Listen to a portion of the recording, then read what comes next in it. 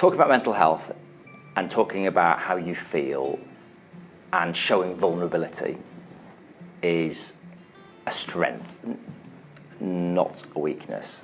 I hadn't spent much time thinking about mental health until we lost my dad a couple of years ago, and that had a really profound impact on me.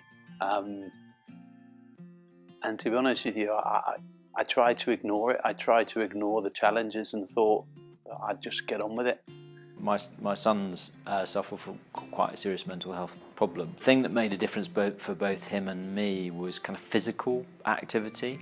It probably goes right back to childhood and growing up with a mum who struggled with mental health. And it's taught me so much because it's taught me to talk to her about how she is, but it's taught me to never judge as well. In his 50s, my father actually suffered from mental health issues, an individual that you could never have thought for a moment would have done so.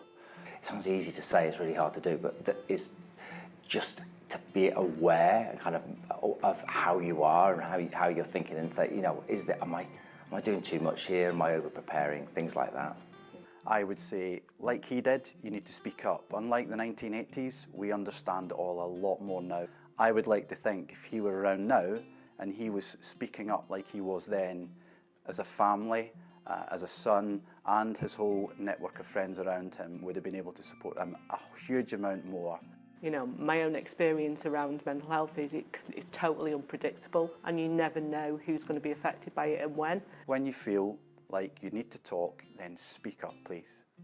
And once you start opening up and talking honestly, then I think that is really the best way to manage it, because it's actually about knowing yourself best. And if you can say when you're having a good day or say when you're having a bad day, then that helps people adjust around you.